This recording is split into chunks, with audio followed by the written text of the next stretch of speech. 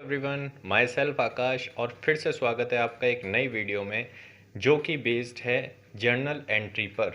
Last video जो हमने करी थी उसमें हमने समझा था कि जर्नल क्या होती है, जर्नल एंट्री क्या होती है, डेबिट और क्रेडिट ये दो नए वर्ड्स हमने पढ़े थे और साथ में हमने ये सीखा था कि एक अकाउंट को अगर डेबिट किया जाता है तो दूसरे अकाउंट को क्रेडिट किया जाता है। लेकिन वो जो नियम थे कि किस नियम के तहत किसे डेबिट और क्रेडिट किया जाता है वो हमने लास्ट जो सेशन था उसमें कवर नहीं किया था। उसके लिए आज एक नई वीडियो लेकर मैं आया हूँ जहाँ पर हम बात करेंगे कि रूल्स जो हैं जर्नल एंट्रीज को उन्हें कैसे समझा जाए और कैसे वो रूल्स जर्नल एंट्री करने में आपकी मदद करते हैं।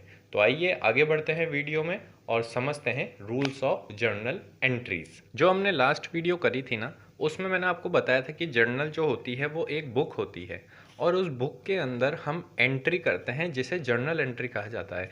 एक बार उसका जो फॉर्मेट होता है वो हम फिर से देख लेते हैं कि जर्नल एंट्री कुछ इस तरीके से करी जाती है जिसमें कि पहले एक अकाउंट लिखा जाता है। बेसिकली अकाउंट का मतलब क्या होता है कि जो भी ट्रांजैक्शन बिजनेस में होता है तो उसमें से जो भी चीज़ें निकल कर आती हैं, जैसे मान लीजिए कोई ट्रांजैक्शन हुआ जिसमें हमारा जो नकद था, कैश था, वो गया या आया है, ठीक है, तो वहाँ पर हमने पकड़ा कैश, ये एक चीज़ है, ठीक है, तो वो कैश हम क्या करते हैं उसको एक अकाउंट में कन्वर्ट करते हैं। ये चीज़ अच्छे से मैं पहली वाली वीडियो में समझा चुका हूँ। तो वो अकाउंट हम एक तो लिखते हैं यहाँ पर, उसके आगे लिखते हैं DR, फिर दूसरा अकाउंट जो होता है उसे लिखते हैं 2 के बाद और यहाँ अकाउंट लिखकर हम एंट्री को छोड़ देते हैं। इस डेबिट का मतलब इस DR का मतलब होता है डेबिट और जो नीचे वाली एंट्री होती है इसके आगे हम CR नहीं लिखते हैं, लेकिन हमें ये समझना है कि ये जो एंट्री है नीचे वाली ये क्रेडिट में होती है।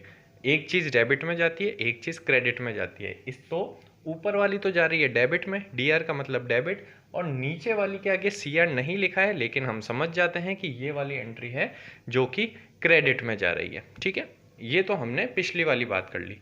अब देखिए जो इसके रूल्स हैं कि क्या नियम फॉलो किए जाते हैं जर्नल एंट्री करते टाइम, तो उसके लिए आपको पहले ये 5 जो वर्ड्स हैं ये आपको मैं भली भांति समझा चुका हूँ पिछली वीडियोस में। अगर नहीं देखा है तो आप वहाँ जाकर इसको देख लेना। पहले नंबर पे मैंने लिखा है एसेट्स यानी हमारी संपत्तियाँ।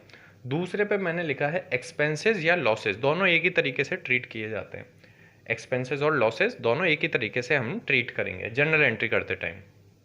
तीसरी चीज़ लाइबिलिटीज़। चौथी चीज़ कोई इनकम या फिर प्रॉफिट, जैसे एक्सपेंसेस और लॉस थे वैसे ही इनकम या फिर प्रॉफिट, ये दोनों भी लगभग एक ही जैसे ट्रीट किए जाएंगे। और 5वें नंबर पे आ गया कैपिटल। तो जो आपके जर्नल एंट्री के नियम है ना वो इन दोनों के लिए सेम है और इन तीनों के लिए एक जैसे हैं। यानी हमें केवल 2 तरीके के नियम ही पढ़ने हैं।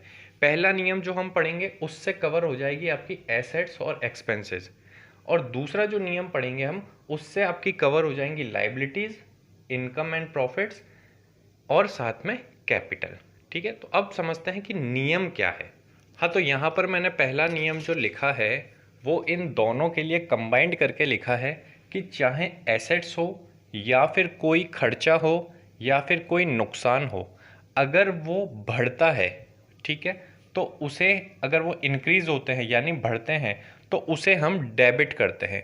यानी मान लीजिए मुझे अगर नुकसान हो गया बिजनेस में, अगर आज मेरे को 10,000 रुपये का नुकसान हुआ है तो मैं क्या कहूँगा कि भाई अब तक तो मेरा नुकसान जो था, लॉस जो था वो 0 रुपये का था, अब 10,000 रुपये का बढ़ गया है, यानी नुकसान होना यानी वो बढ़ गया है। तो अगर ऐसी कंडीशन आती है तो हम उस लॉस को यहाँ लिखेंगे, यहाँ मतलब डेबिट करेंगे, और यहाँ हम कौन सी चीज़ लिखते हैं जिसे डेबिट किया जाता है। इसी जगह हम एसेट्स की बात करें, कोई भी एसेट्स अगर आपके बिजनेस में इंक्रीज हो जाती है, अब वो इंक्रीज कब हो सकती है, या तो आप बाहर से कोई खरीद के ले आओ या फिर पहली बार कोई एसेट्स बिजनेस में लाओ। जैसे मान लीजिए आपने नया नया बिजनेस चालू किया है, आप पहली बार कोई मशीनरी लेकर आए, तो अब तक आपके पास मशीनरी कितनी थी, 0। अब आप एक मशीन ले आए यानी मशीन बढ़ गई। अब दूसरे तरीके से क्या हो सकता है, जैसे कि आपके पास फर्नीचर है, आज आपके पास 10,000 रुपये का फर्नीचर पड़ा है, आप 5,000 का और ख़रीद के ले आए, कुल मिला के बढ़ना चाहिए। तो अगर एसेट्स जो हैं, हमारी संपत्ति जो है वो अगर बढ़ जाती हैं तो हम उन्हें लिखते हैं डेबिट में। यानी कि एसेट्स और एक्सपेंसेस लॉसेस दोनों केस में सेम है। अगर ये दोनों बढ़ेंगे, इंक्रीज हो जाएंगे, तो हम उसे लिखेंगे यहाँ डेबिट साइड में। और अगर ये कम हो जाएंगे, डिक्रीज हो जाएंगे यानी घट जाएंगे, तो हम उसे लिख देंगे क्रेडिट साइड में। अब इसको हम एक एग्जाम्पल के थ्रू समझते हैं, ठीक है। मान लीजिए आपने अपने बिजनेस में आपका जो बिजनेस चल रहा है वो एक बिल्डिंग में चल रहा है, ठीक है, ये आप मान लीजिए। और बिल्डिंग जो है वो हमारी खुद की नहीं है, हमने किसी से रेंट पर ली हुई है। तो हम क्या करेंगे, रेंट का पे करेंगे, हम रेंट को पे करेंगे। मान लीजिए कि एक महीने का जो रेंट है ना वो 50,000 रुपये है।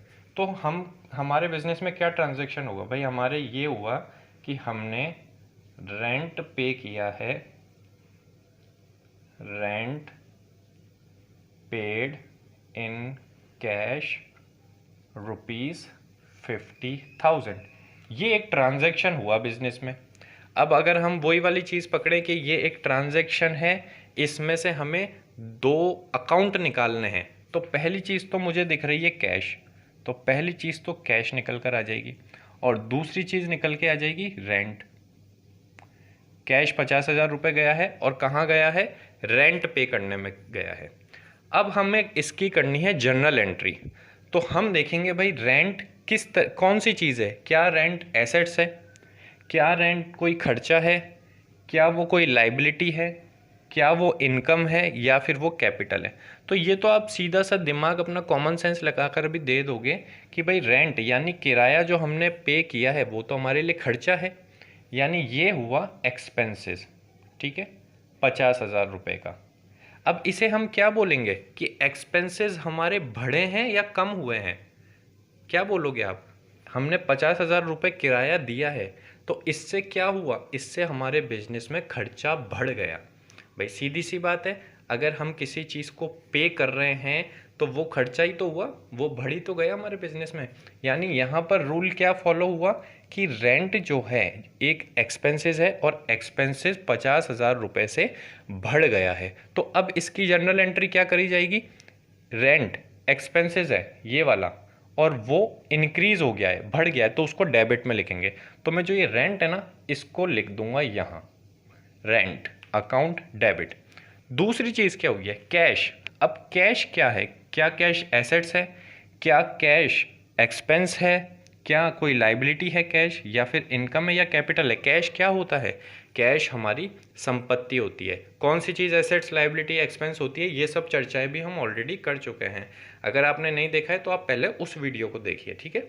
अभी ज़्यादा वीडियोस हैं नहीं मेरे चैनल पर, तो जो 2-4 वीडियो पहले होंगी उसी में मैंने समझाया हुआ है, और मैं इसके नीचे वो लिंक भी दे दूंगा कि हाँ इस वीडियोज़ में हमने समझाया क्या एसेट्स होती हैं, क्या लाइबिलिटी होती है, कैपिटल क्या है, खर्चे क्या हैं, और इनकम्स क्या क्या हो सकते हैं, ठीक है। तो जिसने वो वीडियो देख ली है वो तो समझ जाएगा कि कैश का मतलब क्या होता है, कैश हमारी संपत्ति है, एसेट्स है। और अब यहाँ पर क्या हुआ है, कैश हमारे पास बढ़ा है या कम हो गया है। हमने अगर रेंट पे किया तो हमने रेंट के लिए कैश पे कर दिया, यानी हमारे बिजनेस से कैश कम हो गया है। और कैश यानी एसेट्स अगर डिक्रीज हो रही है, कम हो रही है, तो उसे हम करते हैं क्रेडिट। तो यहाँ मैं लिख दूंगा कैश। ये आपकी इस ट्रांजैक्शन की जर्नल एंट्री हो गई। वापस समझिए इसको, एक ट्रांजैक्शन हुआ रेंट पेड इन कैश ₹50,000। हमें पता है कि डबल अकाउंटिंग सिस्टम में एक एंट्री या एक ट्रांजैक्शन 2 अकाउंट को अफेक्ट करते हैं। तो हमने 2 अकाउंट ढूंढे इसमें। तो पहला तो हमें दिखते ही मिल गया कैश, कैश हमारे बिजनेस में कैश होता है वो यहाँ पर आया है। दूसरी चीज़ रेंट जो कि एक खर्चा है, हमने इन दोनों को पकड़ लिया। अब हमने देखा इनमें बढ़ोतरी या कमी, इंक्रीज डिक्रीज क्या हुआ है। तो पहले मैंने देखा रेंट को जो कि एक्सपेंडिचर था, एक्सपेंस था। तो मुझे पता था कि अगर रेंट बढ़ेगा तो मैं उसको डेबिट में लिखूंगा, रेंट अगर कम होगा तो फिर मैं उसे डिक्रीज करके यानी क्रेडिट में लिख दूंगा। तो मैंने यहाँ देखा कि रेंट मैंने पे किया यानी खर्चा हो गया, बिजनेस में खर्चा बढ़ गया। तो ये 50,000 रुपये मैंने लिखे यहाँ पर डेबिट में। क्यों? क्योंकि खर्चा अगर इंक्रीज होए यानी बढ़े तो उसे लिखना चाहिए डेबिट में। तो मैंने डेबिट में लिख दिया। अब मेरी नज़र पड़ती है दूसरी चीज़ पर जो मैंने निकाली थी कैश। कैश मेरे लिए थी संपत्ति, एसेट्स। तो यहाँ पर भी मेरा वही नियम लगना था कि अगर कैश इस ट्रांजैक्शन के होने से बढ़ेगा तो मैं उसे यहाँ लिखूँगा, और कैश अगर कम हो रहा है तो वो जाएगा क्रेडिट साइड में। तो हमने देखा कि कैश यहाँ पर तो जा रहा है, यानी बिजनेस से एसेट्स कम हो रही है, कैश हमारी एसेट्स है वो कम हो रहा है, इसीलिए मैंने कैश का जो अकाउंट है वो लिखा क्रेडिट साइड में। और यहाँ पर आ जाएगा 50,000 रुपये और यहाँ पर भी आ जाएगा 50,000 रुपये। तो इससे क्या हुआ, आपने एसेट्स और एक्सपेंसेस इन दोनों के क्या नियम हैं जनरल एंट्री करने के वो आपने समझ लिए हैं। हम एक कदम और आगे बढ़ते हैं। अब देखिए एक एग्जांपल हम और लेते हैं कि हमने एक फर्नीचर परचेज किया, furniture purchased from mister x for ₹20,000 on credit. अब इस पहले तो ये ट्रांजैक्शन का मतलब क्या है, मैंने लिखा है furniture purchase from mister x for ₹20,000 on credit. Credit word का मतलब क्या होता है, क्रेडिट वर्ड का मतलब होता है उधार, ठीक है ना। तो ये ट्रांजैक्शन हमें कह रहा है कि बिजनेस में हमने क्या किया है, हमने फर्नीचर खरीद लिया है, परचेज कर लिया है। किससे करा है, मिस्टर एक्स से किया है, और कैश में पेमेंट नहीं किया इसका, हमने क्या किया है, उधारी में इसको खरीदा है, ठीक है। तो यहाँ पर ये एक ट्रांजैक्शन हुआ है। मुझे सबसे पहले क्या करना पड़ेगा, मुझे सबसे पहले तो वो 2 अकाउंट निकालने पड़ेंगे इसमें से जो कि अफेक्ट हुए हैं। तो पहली चीज़ तो मुझे कॉमन दिख रही है, सबसे पहले फर्नीचर, एक तो मैं निकाल लूँगा फर्नीचर। मैं कौन सी चीज़ निकालता हूँ जो कि इनमें अफेक्ट हो रही है और मेरे बिजनेस के अंदर होनी चाहिए, वो चीज़ मैं इस एंट्री में से निकालता हूँ, ठीक है। तो फर्नीचर अगर आता है तो वो हमारी एसेट्स होती है, हमारे बिजनेस में रहती है, इसलिए एक अकाउंट तो निकल के आया फर्नीचर। दूसरी चीज़, अगर यहाँ पर 20,000 ऑन क्रेडिट नहीं होकर ऑन कैश होता तो दूसरी चीज़ यहाँ कैश निकल के आ जाती, लेकिन अब क्रेडिट हुआ यानी उधार हुआ है। तो अब हमारे उधार के केस में जिससे हम उधार खरीदते हैं ना, वो वाले का अकाउंट हम लोगों के लिए इम्पॉर्टेंट हो जाता है। और यहाँ आपके लिए एक सवाल है, मैं पिछली वीडियोस में आपको डेटर और क्रेडिटर बता चुका हूँ, तो आप यहाँ पर एक आंसर दीजिएगा कमेंट में जब आप वीडियो को देखें कि हमने मिस्टर एक्स से उधार में परचेज किया है, तो हमारे लिए मिस्टर एक्स डेटर होगा या क्रेडिटर होगा, इसका जवाब आप कमेंट में दीजिएगा, ठीक है। तो मेरे सामने 2 अकाउंट निकल कर आ गए, फर्नीचर और मिस्टर एक्स।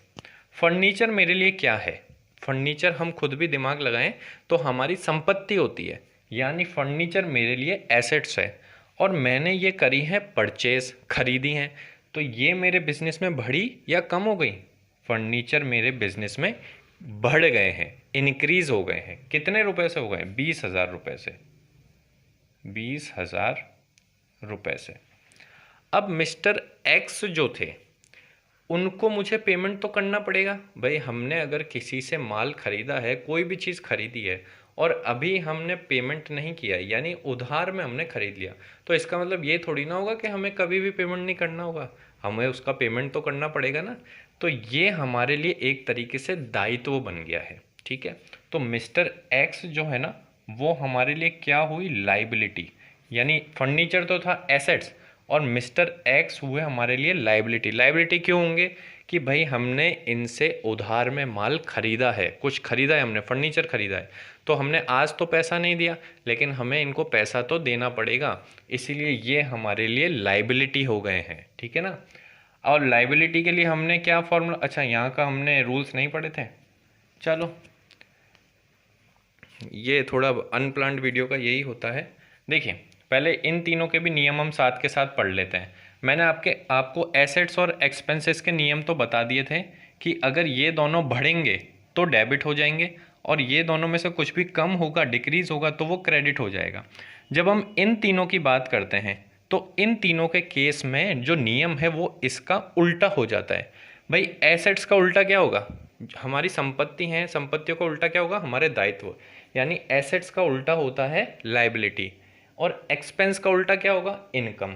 तो जो नियम यहाँ होंगे, यहाँ वाले नियम उनके उल्टे हो जाएंगे, ठीक है। तो यहाँ पर अगर ये तीनों चीज़ें इंक्रीज होंगी, बढ़ेंगी, तो हम उसे करेंगे क्रेडिट। यहाँ पर इंक्रीज होने पर हम करते थे डेबिट, यहाँ करेंगे क्रेडिट। और जब ये डिक्रीज़ हो जाएंगी यानी कि कम हो जाएंगी तो हम इन्हें करेंगे डेबिट। ठीक है, तो ये दोनों नियम, ये वाला और ये वाला, ये आपके समझ में आ जाना चाहिए कि पहले और दूसरे नंबर की चीज़ों के लिए यानी एसेट्स और एक्सपेंसेस या लॉस के लिए अगर इन दोनों में से कुछ भी बढ़ेगा, इंक्रीज़ होगा तो हम करेंगे डेबिट, और अगर ये कम होंगे तो हम उसको कर देंगे क्रेडिट। इसके ऑपोजिट तीसरे, चौथे और पाँचवें नंबर की चीज़ यानी कि लाइबिलिटीज़, इनकम एंड प्रॉफिट्स और कैपिटल, अगर ये इंक्रीज़ होंगे तो हम इनको क्रेडिट करेंगे, और अगर ये कम होंगे तो हम इन्हें डेबिट करेंगे। ठीक है ना। अब यहाँ पर ये समझना जरूरी क्यों था, क्योंकि मिस्टर एक्स हमारे लिए लाइबिलिटी है, और लाइबिलिटी का नियम क्या कहता है कि अगर ये इंक्रीज़ हो तो आप कर दो क्रेडिट, और अगर डिक्रीज़ हो तो आप कर दो डेबिट। तो यहाँ मिस्टर एक्स यानी हमारी लाइबिलिटी बढ़ रही है या कम हो रही है।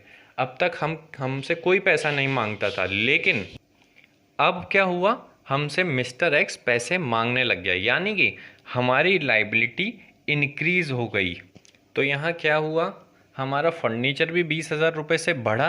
फर्नीचर तो होती है हमारी एसेट्स, और मिस्टर एक्स हमारे लिए एक लाइबिलिटी बन गए, हमारे लिए एक दायित्व बन गए कि भाई इनको हमें पैसा फ्यूचर में देना है। तो हमारी लाइबिलिटी भी बढ़ गई हैं, ये भी बढ़ गई हैं बाय ₹20,000। अब बढ़ते हैं जनरल एंट्री की तरफ। कोई सा भी पहले पकड़ लो, आप चाहो तो मिस्टर एक्स ले लो, चाहे फर्नीचर ले लो। चलो मैं पहले मिस्टर एक्स को ले लेता हूँ। मिस्टर एक्स है लाइबिलिटी, और लाइबिलिटी हमारी बढ़ गई है। तो हमारा नियम क्या कहता है कि लाइबिलिटी अगर इंक्रीज़ हो जाए तो उसे हमको क्रेडिट में लिखना है। तो लाइबिलिटी यानी मिस्टर एक्स, तो और ये है क्रेडिट, तो मैंने यहाँ लिख दिया मिस्टर एक्स। अब मुझे दूसरे पर आना पड़ेगा। फर्नीचर, फर्नीचर यानी एसेट्स, वो कहती है कि अगर एसेट्स बढ़ जाए, एसेट्स कहती है मैं अगर बढ़ जाऊं तो मुझे लिख देना आप डेबिट में।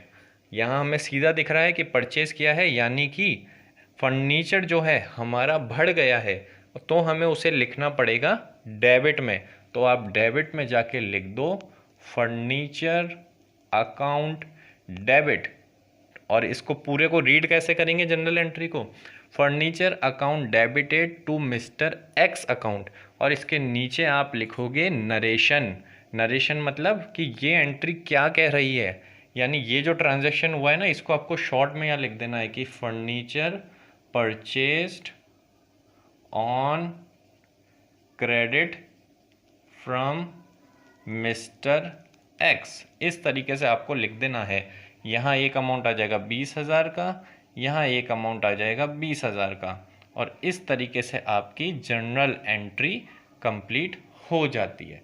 तो ये जो है ना, ये आपके नियम है मेन, ये वाला नियम और ये वाला नियम। मैं एक बार इस एग्जांपल को रफ कर देता हूँ ताकि आपको क्लियर दिखे। हाँ, तो ये अब आपके सामने क्लियर नियम आ गए हैं।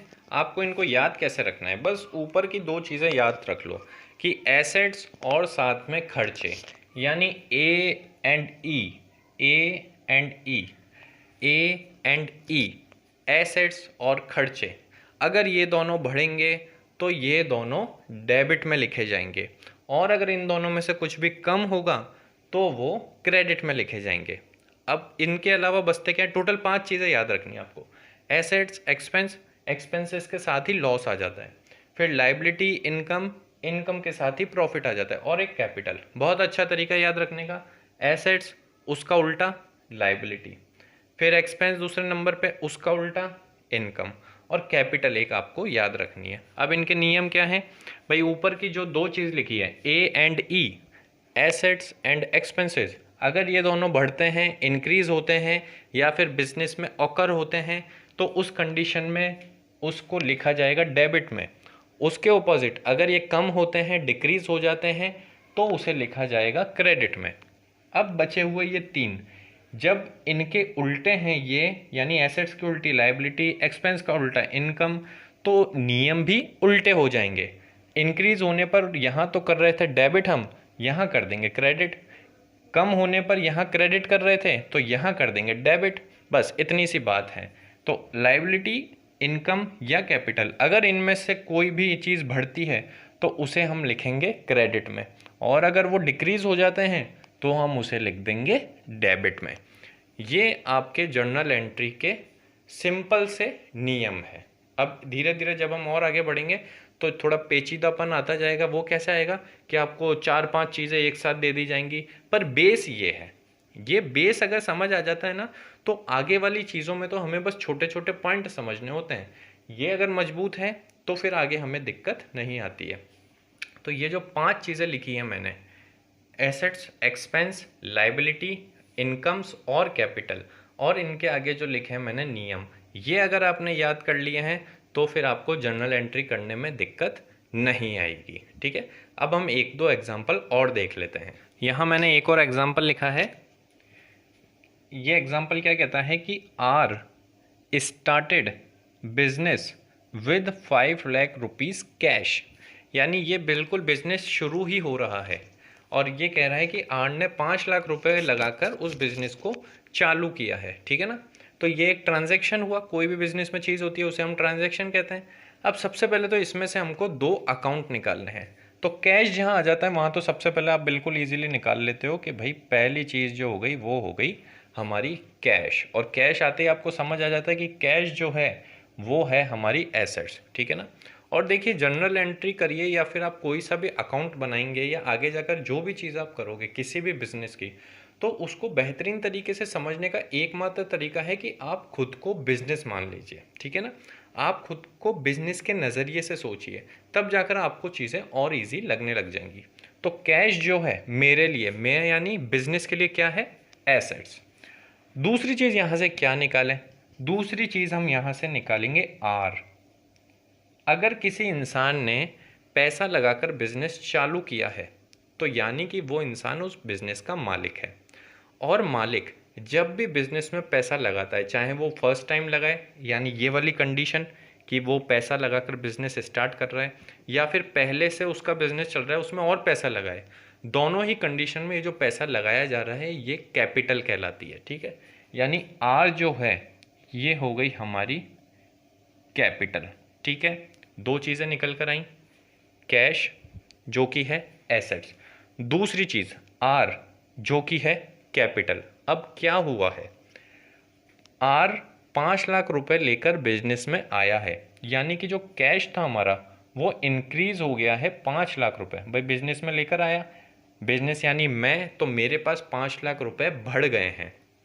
ठीक है, अब कैपिटल क्या हुई है, कैपिटल भी बढ़ जाएगी। कैपिटल का मतलब क्या है, कैपिटल का मतलब ये है कि जो बिजनेस का मालिक है यानी मेरा मालिक, मैं खुद को बिजनेस की जगह रख रहा हूँ, मेरा जो मालिक है उसने 5 लाख रुपए मुझे दिए हैं, यानी मुझ में 5 लाख रुपए की कैपिटल डाली है।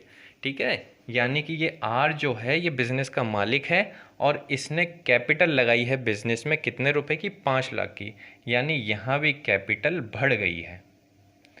कैपिटल लगाई तो बिजनेस में कैपिटल बढ़ गई, और कैपिटल किस फॉर्म में लगाई, कैश में, तो कैश भी बढ़ गया। ठीक है, तो ये ट्रांजैक्शन तो हमें समझ आ गया। अब इसकी जर्नल एंट्री करेंगे तो सबसे पहले आर या कैश दोनों में से किसी को भी पकड़ लो। चलो आर को पकड़ लेते हैं, आर यानी कि लाइबिलिटी, सॉरी कैपिटल। अब आपको तुरंत कैपिटल का नाम याद आते ही आपके मन में धीरे धीरे अब नियम आना चाहिए कि कैपिटल यानी तीसरा, चौथा, 5वें नंबर पे, और आखिरी के 3 पॉइंट का नियम क्या था कि अगर ये इंक्रीज होंगे तो इन्हें क्रेडिट किया जाएगा, अगर ये कम होंगे तो उसे डेबिट किया जाएगा। तो यहाँ क्या हो रहा है, कैपिटल बढ़ रही है, वो 5 लाख रुपए बिजनेस को दे रहा है, तो 5 लाख रुपए कैश भी बढ़ रहा है बिजनेस में और कैपिटल भी बढ़ रही है। वो जितना पैसा लगाएगा उतनी कैपिटल बढ़ती चली जाएगी, और जितना पैसा निकाल लेगा बिजनेस से उतनी कैपिटल कम होती चली जाएगी। तो यहाँ क्या हुआ, 5 लाख रुपए कैपिटल के बढ़ गए हैं। आर कैपिटल है, बढ़ेगी तो उसको करेंगे क्रेडिट, तो क्रेडिट है ये, मैंने यहाँ पे लिख दिया आर्स अकाउंट। अब ये अपोस्ट्रोफी और एस क्यों लगाया मैंने, ताकि ये ऐसा हो जाए कि आर का अकाउंट। ठीक है, वरना आप नॉर्मल भी लिख दो, चलो अभी के लिए तो इतना समझना भी ठीक है, टू आर अकाउंट। ठीक है, या फिर इसको ब्रैकेट में आप कैपिटल भी लिख दो, बेहतरीन समझ आ जाएगा आपको। ठीक है ना, अब दूसरी चीज़ क्या हुई है, कैश। कैश हमारी है एसेट्स, बढ़ी है कम हुई है, बढ़ गई है 5 लाख रुपए से, तो एसेट्स का क्या नियम है, बढ़ जाए तो डेबिट कर दो, तो हम कैश को कर देंगे डेबिट। ये आपकी एक जनरल एंट्री हो गई। कितने, 5 लाख रुपए हैं, तो 5 लाख रुपए तो लिख दो यहाँ, 5 लाख रुपए लिख दो यहाँ, यहाँ नरेशन लिख दो, अपनी लैंग्वेज में लिखना है narration, business started with capital of rupees, अब यहाँ जगह कम है मेरे पास, आप नीचे लिख देना ₹5 लाख इन कैश। नरेशन तो आपको समझाना है बस कि ये जो जर्नल एंट्री करी है ये क्या कहती है, यानी क्या हुआ है बिजनेस में जिसके कारण आपने जर्नल एंट्री करी है, उसको आपको यहाँ पे नरेशन में ब्रैकेट में दिखाना होता है। वो आप अपनी ही भाषा में दिखाओगे, बस वो भाषा को अच्छा रखना है आपको। ये एक हमारी जर्नल एंट्री हो जाती है। अब और कोई एग्जाम्पल बच रहा है, चलो एक एग्जाम्पल इनकम का भी ले लेते हैं अपन, ठीक है। यहाँ मैंने एक और एग्जाम्पल ले लिया कि रेंट रिसीव्ड हुआ है हमें 5,000 रुपये। अब यहाँ पर ये तो अंडरस्टूड है कि भाई रेंट रिसीव्ड हुआ है तो वो पैसों कैश में ही रिसीव्ड हुआ होगा, इसलिए आगे कैश लिखना बिल्कुल कोई मतलब वाली बात नहीं है। बुक में भी आपको दिखेगा, तो अगर इतनी लाइन लिखी है तो आप समझ जाओगे कि भाई कैश ही रिसीव्ड हुआ होगा हमें, ठीक है। तो रेंट रिसीव्ड ₹5,000। सबसे पहले दो अकाउंट ढूंढने हैं, तो पहला अकाउंट तो निकल के आ जाएगा कैश कि 5,000 रुपये हमारे पास कैश आया है। दूसरा अकाउंट कौन सा ढूंढोगे आप, ये रेंट अकाउंट, ये दो ढूंढ लिए हमने, कैश और रेंट। अब क्या क्या हुआ है, हमें रिसीव्ड हुआ है रेंट, यानी रेंट, ये वाला जो रेंट है ये हमें मिला है, ये एक इनकम है हमारे लिए। देखो रेंट दो तरीके से ट्रीट होता है, एक तो वो जो हम पे करते हैं वो तो हमारे लिए होगा खर्चा, इसी वीडियो में मैंने पहले रेंट पेड का एग्जांपल दिया हुआ है, वो तो मेरे लिए होगा एक्सपेंस, उस पे नियम लगेंगे ये वाले। लेकिन इसी जगह रेंट अगर रिसीव्ड हो रहा है तो वो हो जाएगी मेरी इनकम, और उस पर ये वाले नियम लगेंगे। तो यहाँ रेंट रिसीव्ड हो रहा है इसलिए वो इनकम है हमारी, ऑब्वियसली जो रिसीव्ड हो रहा है वो इनकम है, ठीक है। और ये अगर बढ़ जाएगी, जो कि बढ़ी है यहाँ पर कितने रुपए से, 5,000 रुपये से, तो हम उसे क्या करेंगे, क्रेडिट करेंगे। तो मैं तुरंत बिना सोचे समझे रेंट को, अच्छा इसको तो रफ करें पहले, मैं क्या करूँगा, बिना सोचे समझे रेंट को लिख दूंगा क्रेडिट साइड में, टू रेंट अकाउंट। ये मैंने क्यों लिखा, क्योंकि रेंट मेरा 5,000 रुपये से बढ़ गया है, यानी इनकम हुई है मुझे 5,000 रुपये की, तो मैंने उसे क्रेडिट साइड में लिख दिया। अब दूसरी चीज़ कैश, कैश भी मेरा बढ़ गया है भाई, अगर हमें रिसीव्ड हुआ है तो कैश भी तो बढ़ गया, 5,000 रुपये रेंट मिला यानी कैश मिले हमको, तो 5,000 एसेट्स है, कैश बढ़ गया, इंक्रीज हो गया तो डेबिट, तो यहाँ लिख दिया मैंने कैश अकाउंट। बस नरेशन जो है आपको अपनी लैंग्वेज में बता देनी है कि rent received of ₹5,000 in cash, बस। और यहाँ आगे आपको लिख देना है 5,000 का अमाउंट, इधर भी लिख देना है 5,000 का अमाउंट, और हमारी जनरल एंट्री जो है वो हो जाएगी कंप्लीट। तो ये आपके सामने एक एग्जांपल आ गया किसका, इनकम का, ठीक है। आप लिख दो रेंट रिसीव्ड ₹5,000 इन कैश, बस ये जनरल एंट्री आपकी कंप्लीट हो गई, ठीक है। तो अब मुझे नहीं लगता इसमें कुछ ऐसा बच रहा है। कैपिटल का एग्जांपल आपके सामने आ ही गया है, एक्सपेंस का एग्जांपल आपके सामने आ ही गया है, जो हमने रेंट पेड वाला समझा था। एसेट्स तो हमारी लगभग हर एग्जांपल में ही आ रही है, ये इनकम आपकी अब आ चुकी है इस वाले एग्जांपल में, ठीक है। तो मतलब अब आपने एक एक एग्जांपल तो लगभग सारी चीज़ों के देख लिए हैं, और अगर आप चाहो तो फिर आप अपनी एनसीईआरटी की निकालो बुक, उसमें से आप करो प्रैक्टिस। मैं कोशिश करूँगा कि इसके बाद वाली वीडियोज़ में जनरल एंट्रीज़ के ही एक या दो क्वेश्चन, जो कि काफ़ी सारी जनरल एंट्रीज हों, उन्हें किए जाएं, ठीक है। फिलहाल ये वीडियो यहीं हम एंड करते हैं। आई होप ये जो रूल्स हैं आपके जनरल एंट्रीज के, ये आपको समझ आए होंगे। एक बार नहीं आए हो कोई दिक्कत, तो वैसे तो कहीं दिक्कत आनी नहीं चाहिए, आए तो एक बार वापस से इस वीडियो को देख लेना, आपको ये चीज़ें बिल्कुल समझ आ जाएगी। तो मेरे साथ बने रहने के लिए थैंक यू सो मच। फिर मिलते हैं हम नेक्स्ट वीडियो में, थैंक यू।